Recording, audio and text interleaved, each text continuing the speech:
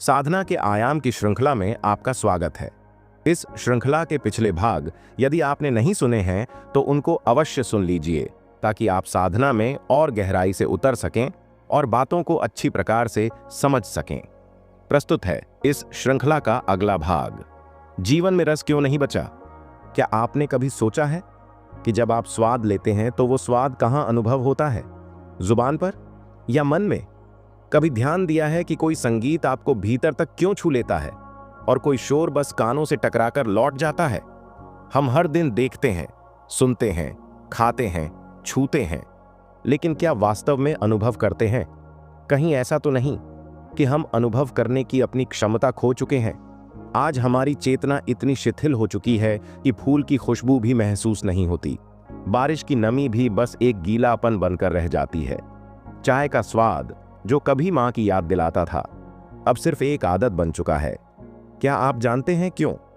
क्योंकि हमने जीवन को बाहरी उत्तेजनाओं का खेल बना लिया है। हम हर चीज को ज्यादा तीव्र, ज्यादा तेज, ज्यादा मजेदार बनाना चाहते हैं। हर अनुभव को एक हाइप चाहिए, लेकिन यही उत्तेजना की भूख हमें अनुभव की क्षमता से दूर ले जाती है। आप सोच रहे होंगे इसका समाधान क्या है? तो सुनिए, अनुभव करने की शक्ति प्राप्त करना ही ध्यान है। जब आप ध्यान करते हैं तो आप लौटते हैं उस सरलता में जहां हर स्वाद में रस है, हर ध्वनि में संगीत है, हर क्षण में जीवन है। बुद्ध इसलिए स्वाद लेते थे क्योंकि उनका मन उत्तेजना से मुक्त था। एक आम व्यक्ति स्वाद के पीछे भागता है, बुद्ध स्वाद के पार जाकर रस को पाता है। जब मन शिथिल होता है तो अनुभव सूक्ष्म हो जाता है, और जब अनुभव सूक्ष्म होता है तभी चेतना गहराई तक जाती है। क्या आपने कभी गौर किया है कि जब आप शांत होते हैं, बहुत शांत, तो छोटी छोटी चीजें भी आपको छू जाती हैं? एक पत्ता गिरता है और आप रुक कर देखते हैं, एक झिंगुर की आवाज और आप सुनते हैं जैसे पहली बार सुन रहे हो। वो क्षण, वही क्षण ध्यान का क्षण होता है। यही कारण है कि ध्यान साधना कोई रहस्यमय कला नहीं, यह तो जीवन के प्रति हमारी संपूर्ण उपस्थिति है। आज से, इसी पल से एक निर्णय लें, मैं स्वाद लूंगा पर लालसा से नहीं, मैं देखूंगा पर अपेक्षा के बिना, मैं सुनूंगा पूरी उपस्थिति के साथ। क्योंकि जब अनुभव पूरी चेतना से होता है तब जीवन रस से भर उठता है। तो आइए इस यात्रा की शुरुआत करें जहां हम त्यागते हैं उत्तेजना को और पुनः प्राप्त करते हैं अनुभव करने की खोई हुई शक्ति को। नंबर 1, उत्तेजना की इच्छा से मुक्ति पाओ। इंद्रियों से मिलने वाले अनुभवों को समझो, उनका निरीक्षण करो। यहीं से आत्मज्ञान की यात्रा शुरू होती है। इसी तरह तुम चेतना की सीढ़ी पर पहला कदम रख सकते हो। नंबर 2, उन्नति की लालसा छोड़ दो। एक फूल की तरह खिलो और विकसित हो। जैसे फूल को खुद के खिलने का एहसास नहीं होता, वह बस अपनी आत्मा को हवा में खोल देने के लिए तैयार रहता है। तुम भी ऐसे ही अपने अंतर्मन को शाश्वत के प्रति खोल दो। परंतु यह आकांक्षा मत रखो कि तुम उन्नति करोगे, बल्कि शाश्वत ही तुम्हारी प्रेरणा बने, वही तुम्हारी शक्ति और सुंदरता को आकर्षित करे। क्योंकि जब प्रेरणा शाश्वत से हो तब तुम पवित्रता के साथ आगे बढ़ते हो, खिलते हो। लेकिन जब प्रेरणा व्यक्तिगत उन्नति की तीव्र इच्छा से होती है तब तुम जड़ और कठोर हो जाते हो। नंबर 3, आनंद बहुत सूक्ष्म होता है। ईश्वर की आवाज बेहद धीमी होती है। इसे वही सुन सकते हैं जिन्होंने बाहरी शोर और आकर्षण से स्वयं को मुक्त कर लिया है। हम हर समय शोर से घिरे रहते हैं, बोलियों का, विचारों का, चाहतों का। परमात्मा का स्वाद भी उतना ही सूक्ष्म है। उसे वही अनुभव कर सकते हैं जिनकी इंद्रियां उत्तेजना की दौड़ में कुंठित नहीं हो गई हैं। नंबर 4, लेकिन आज हमारी सारी इंद्रियां उत्तेजना की भूखी हैं। उत्तेजना का नियम यह है, जितनी मिलती है उससे संतोष नहीं होता, बल्कि और अधिक की चाह बढ़ जाती है। जैसे कोई व्यक्ति पहली बार शराब की एक प्याली पीता है तो नशा हो जाता है, पर अगले दिन वही मात्रा कम लगती है, फिर 2 प्यालियां चाहिए होती हैं, फिर 3, फिर और ज्यादा। आखिरकार ऐसा समय आता है जब शराब का असर ही खत्म हो जाता है, तब और तीव्र जहर की तलाश शुरू होती है। नंबर 5, उत्तेजना की इसी दौड़ में हम जड़ बनते चले जाते हैं। जितनी तेज उत्तेजना होती जाती है उतनी ही इंद्रियों की क्षमता कम होती चली जाती है। फिर हमें और ज्यादा चाहिए होता है, फिर भी संतोष नहीं मिलता। इस दौड़ का कोई अंत नहीं है। अंततः हमारी इंद्रियां अनुभव करने के लिए अक्षम हो जाती हैं। नंबर 6, अगर आप भोजन में बहुत तीखे मसाले पसंद करते हैं तो जल्दी ही आपकी स्वाद लेने की क्षमता खत्म हो जाएगी। भोजन बेस्वाद लगेगा, भले उसमें कितना भी मसाला क्यों ना हो, क्योंकि मसाले स्वाद को जगाने के लिए होते हैं, पर जब इनका अति प्रयोग होता है तो यही स्वाद को खत्म कर देते हैं। नंबर 7, बिना मसाले का भोजन मिट्टी जैसा लगेगा, क्योंकि आपकी इंद्रियों की संवेदनशीलता मर चुकी है। स्वाद की अधिक लालसा स्वाद को मार देती है।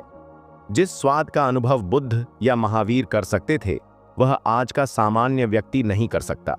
इसलिए मैं कहता हूं, सच्चा त्यागी ही सच्चा भोगी होता है, क्योंकि उसका अनुभव शुद्ध होता है, गहरा होता है। अगर बुद्ध केवल पानी भी पिएं तो उसमें भी उन्हें रस मिलेगा, जो एक साधारण व्यक्ति शराब में भी नहीं पा सकता, क्योंकि उन्होंने अपनी इंद्रियों को उत्तेजना से बचाया है और इसीलिए वे सूक्ष्मतम को भी अनुभव कर पाते हैं।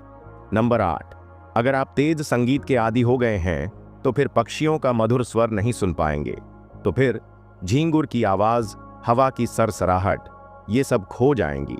ये सब भी संगीत हैं, लेकिन जब हमारी इंद्रियां कुंठित हो जाती हैं तो हम इन्हें महसूस नहीं कर पाते, और फिर हृदय के भीतर उठने वाली मधुर ध्वनि, अंतर मन में प्रतिध्वनित होता ओंकार, वह भी आप अनुभव नहीं कर पाएंगे। और जिसने अपने भीतर की आवाज नहीं सुनी, उसने वास्तव में कुछ भी नहीं सुना। वह संगीत के परम मधुर रस से वंचित रह गया। इसलिए इस बात को समझो, जितनी अधिक उत्तेजना की दौड़, उतनी ही अनुभव करने की क्षमता का ह्रास। आज के समय में उत्तेजनाएं बहुत हैं, पर अनुभव बहुत कम है। आज हमारे पास सुख के साधनों की भरमार है। इतने साधन तो पुराणों के स्वर्ग में भी नहीं बताए गए। जो कल्पनाएं थीं, विज्ञान ने उन्हें साकार कर दिया, लेकिन इन साधनों के बीच स्वयं मनुष्य ही अनुभव करने में असमर्थ हो गया है। वह भीतर से जड़ हो गया है। आपको यह जानकर आश्चर्य होगा कि तंत्र ने हमारे शरीर के सबसे संवेदनशील भाग जनेंद्रिय तक को भी सूक्ष्म अनुभव की साधना में प्रयोग किया है। तंत्र कहता है कि दूसरे के शरीर के स्पर्श या घर्षण की जरूरत नहीं है, वह भी एक प्रकार की उत्तेजना है। वास्तव में जो काम वासना भीतर से उठती है, उसका अनुभव बिना किसी बाहरी व्यक्ति की मौजूदगी के किया जा सकता है। यह अनुभव और भी सूक्ष्म और भी गहरा होता है, लेकिन जब यह अनुभव जननेंद्रिय तक पहुंच जाए तो वह स्थूल हो जाता है।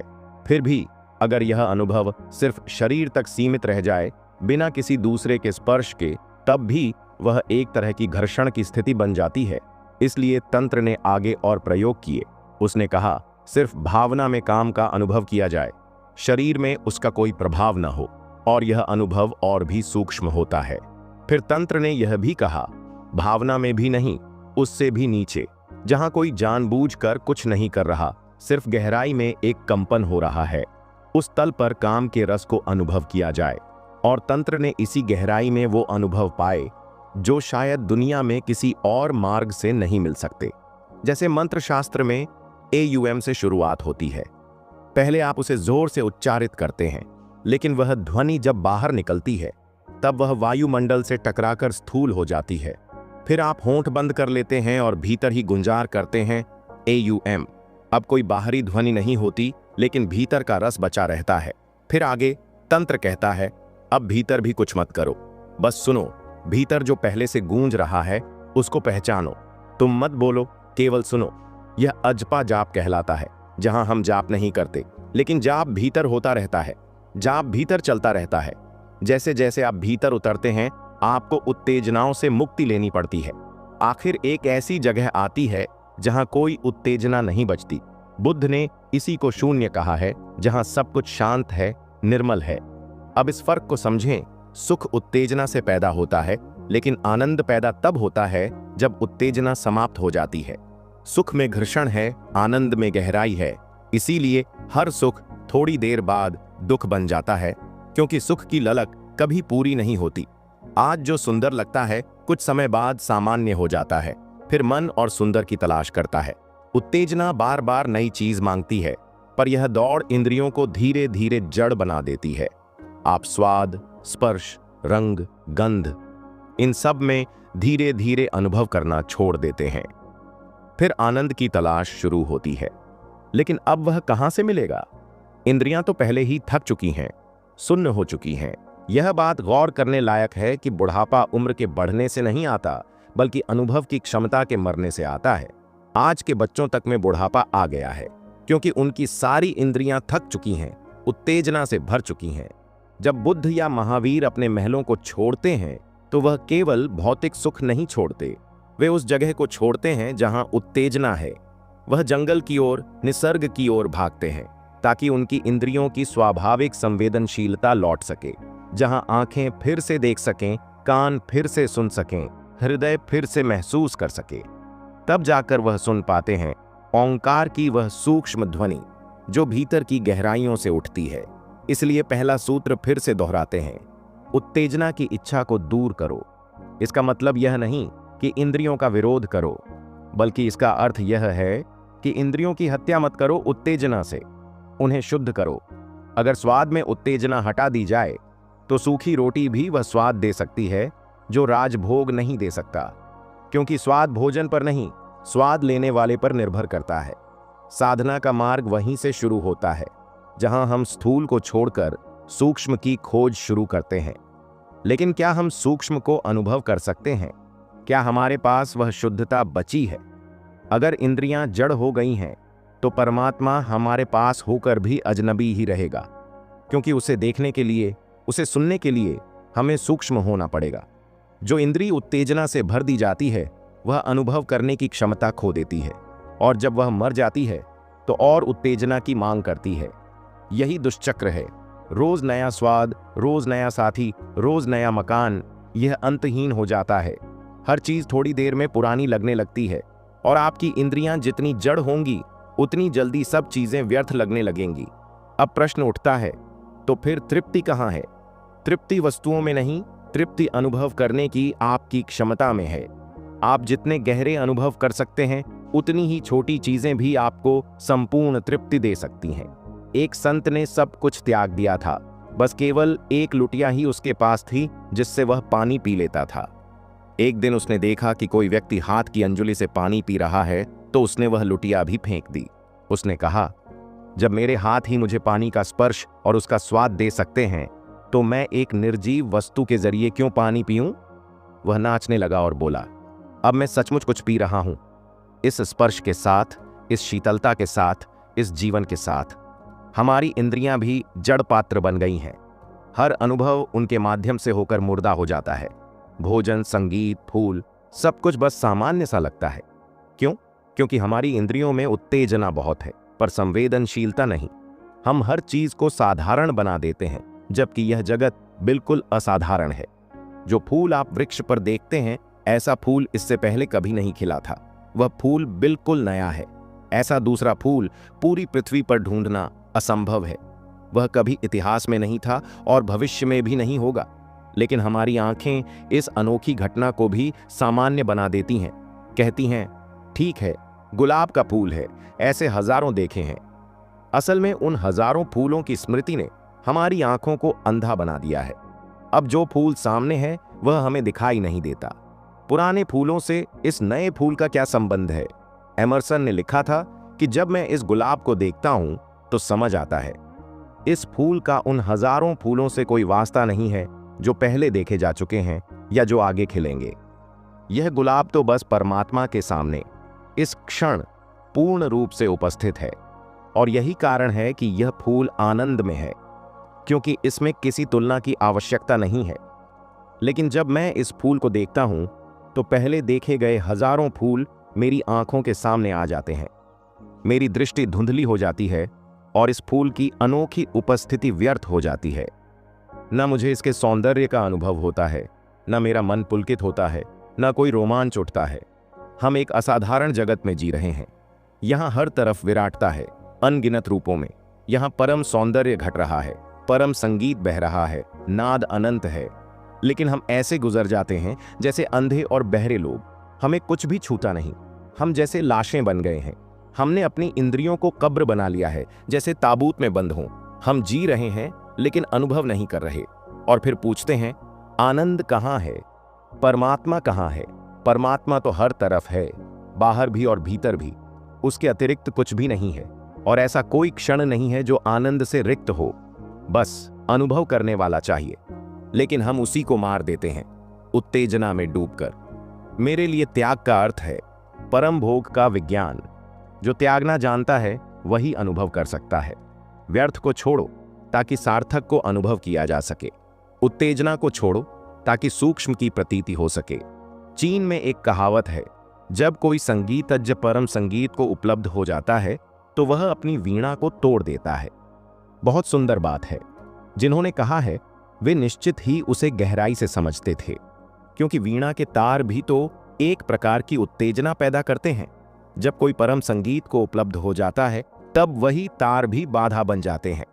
तब वह उन्हें तोड़ देता है, क्योंकि अब वह उस संगीत को सुन रहा है जो हमेशा से मौजूद है, जिसे पैदा नहीं करना पड़ता। वह चारों ओर बज ही रहा है। कोई क्षण ऐसा नहीं जब वह नहीं बज रहा, लेकिन हमें वह सुनाई नहीं देता। इसलिए हमें वीणा के तारों की जरूरत पड़ती है। हमारी इंद्रियों की कमजोरी के कारण हम इन वाद्यों का सहारा लेते हैं। वास्तव में ये वाद्य केवल व्यवस्थित शोरगुल पैदा करते हैं, संगीत नहीं। लेकिन चूंकि हम बहुत दुर्बल हो गए हैं, इसलिए हमें किसी सहारे की आवश्यकता होती है। जापान के जैन फकीर अपने साधकों को एक अद्भुत ध्यान देते हैं। वे कहते हैं, उस आवाज को सुनो जो एक हाथ की ताली से पैदा हो। साधकों से वर्षों यही ध्यान कराया जाता है। 2 हाथ की ताली की आवाज तो सबने सुनी है, लेकिन वे कहते हैं उस एक हाथ की ताली को सुनो जो वास्तव में कोई आवाज नहीं है। यह सुनने में पागलपन जैसा लगेगा, लेकिन वे कहते हैं सुनते जाओ, एक दिन सुनाई पड़ने लगेगा। एक ऐसा नाद है जो बिना किसी टकराव के उत्पन्न होता है। उसी को हमने ओंकार कहा है। उसमें 2 हाथ नहीं बजते। वह किसी आघात से नहीं पैदा होता, वह तो सदा से मौजूद है। जीवन की गहराई में वह सदा बज रहा है, लेकिन वह इतना सूक्ष्म है कि हमारी स्थूल इंद्रियां उसे नहीं पकड़ पाती। हमें तभी पता चलता है जब कोई वस्तु जोर से टकराती है। अगर कुछ भी न टकराए तो हमें लगता है कुछ नहीं हो रहा, जबकि बहुत कुछ हो रहा है, बिल्कुल मौन में। जीवन की सारी गहराइयां मौन में ही घटती हैं। बीज मिट्टी में फूटते हैं, कोई आवाज नहीं। पौधे बढ़ते हैं, कोई आवाज नहीं। तारे गतिशील हैं, कोई शोर नहीं। सूरज उगता है, बिना आवाज। लेकिन उस मौन में भी संगीत है, मौन का संगीत। उसे सुनने के लिए हमारी इंद्रियों को अत्यंत संवेदनशील बनाना पड़ेगा। इसलिए कहा गया है, उत्तेजना की इच्छा को छोड़ो, इंद्रियजन्य अनुभवों से सीखो। सीख क्या है? इंद्रियों को मारो मत, उन्हें जीवित करो। उन्हें इतना संवेदनशील बनाओ कि वे शुद्धतम अनुभव कर सकें। तब हर इंद्रिय से परमात्मा का अनुभव संभव होगा। तब उसका स्वाद भी लिया जा सकता है। यह बात सुनने में अजीब लगेगी, परमात्मा का स्वाद। आप कहेंगे, क्या कह रहे हैं? हमने तो हमेशा यही सुना है कि परमात्मा का दर्शन होता है। लेकिन ऐसा इसलिए नहीं कि उसका स्वाद नहीं होता, बल्कि इसलिए कि अधिकतर साधकों ने आंखों के माध्यम से उसे खोजा है। हमने अपनी पूरी खोज का नाम ही रख दिया दर्शन, क्योंकि हम आंखों पर केंद्रित हैं। ये केवल भारत की बात नहीं, पूरी दुनिया की यही स्थिति है। पश्चिम में भी ज्ञानी को सीयर कहा जाता है, देखने वाला। कोई नहीं कहता स्वाद लेने वाला, सुनने वाला या गंध सूंघने वाला। क्यों? अगर आंख देख सकती है तो नाक क्यों नहीं सूंघ सकती? कान क्यों नहीं सुन सकते? जब हम कहते हैं परमात्मा का स्वाद तो हमें अजीब लगता है। इसका कारण यह है कि आंख के अलावा बाकी इंद्रियां बहुत जल्दी स्थूल हो जाती हैं। आंख शरीर की सबसे तरल इंद्रिय है, सबसे कम भौतिक, लगभग अशरीरी। जब हम किसी की आंखों में देखते हैं तो हम उसमें झांक सकते हैं। बहरा व्यक्ति इतना नहीं खोता, लेकिन अंधा व्यक्ति बहुत कुछ खो देता है। जब आंखें बंद हो जाती हैं तो हमारे 80% अनुभव बंद हो जाते हैं। बाकी इंद्रियों से हम केवल 20% अनुभव करते हैं। पर सत्य यह है कि अगर हम स्वाद की इंद्रिय को शुद्ध करें तो ईश्वर का स्वाद भी लिया जा सकता है। अगर स्पर्श को शुद्ध करें तो उसका स्पर्श भी महसूस किया जा सकता है। अगर सारी इंद्रियां शुद्ध हो जाएं तो परमात्मा हर दिशा से हमें घेर लेता है। साधना क्या है? इंद्रियों की शुद्धि ही सच्ची साधना है। और इंद्रिय शुद्धि का मूल मंत्र है, उत्तेजना की इच्छा को छोड़ो, अनुभवों से सीखो और उनका निरीक्षण करो।